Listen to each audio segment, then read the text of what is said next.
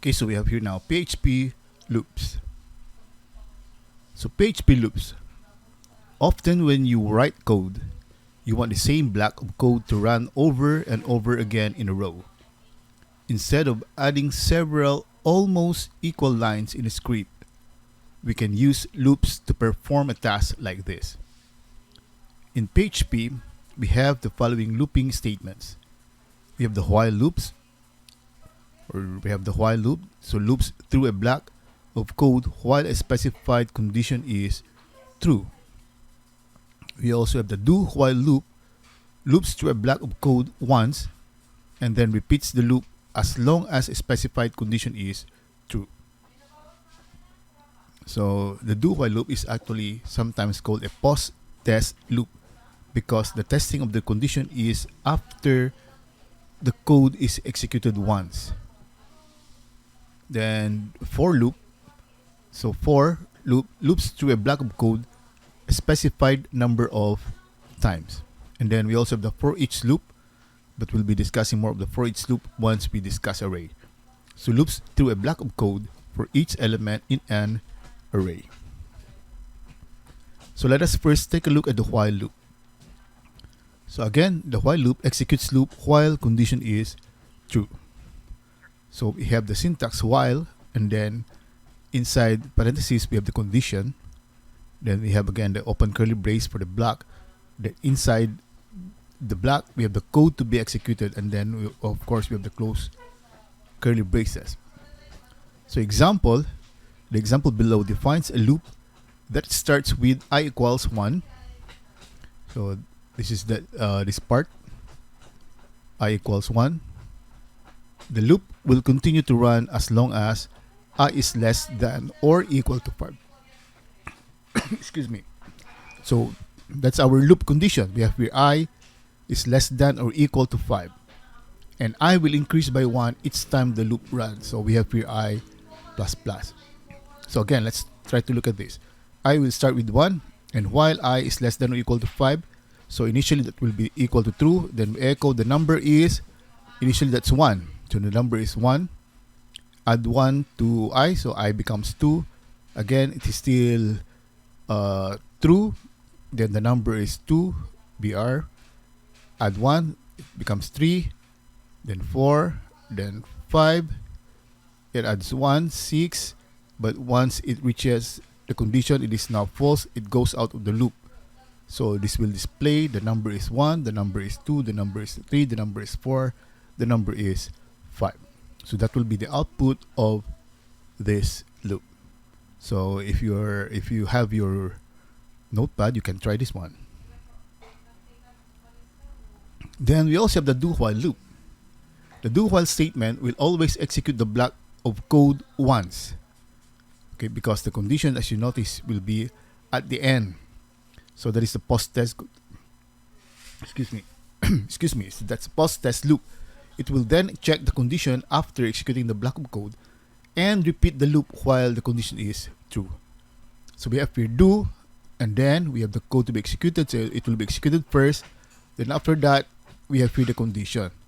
So if the condition is true, it will again repeat the code. Condition is true, repeat the code until the time that the condition becomes false. So the example below defines a loop that starts with I equals 1, then it will increment I with 1 and then write some output. Then the condition is checked and the loop will continue to run as long as I is less than or equal to 5. So similar with the first one, but this one is a post-test loop.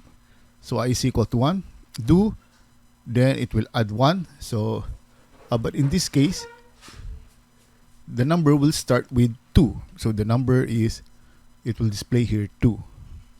Then I is lesser than 5. Yes. Add 1. I becomes 3. The number is 3. Then the number is 4. The number is 5. Add 1. Then 6.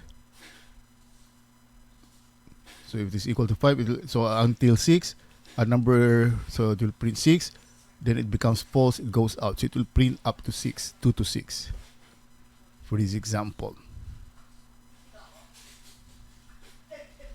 Now let's have the for loops. the for loop is used when you know in advance how many times the script should run. So if you know the number of times a loop will run, then you can make use of the for loop. So the for loop has the following syntax: for, and then place here will be the initialization.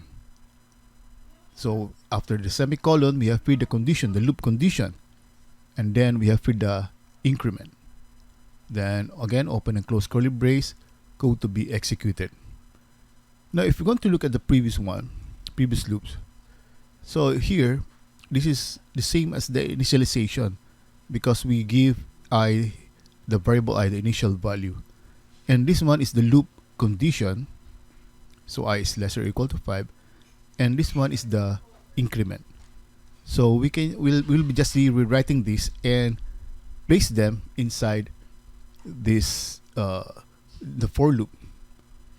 So again, parameters init, mostly used to set a counter, but can be any code to be executed once at the beginning of the loop, but most of the time it's the setting of a counter.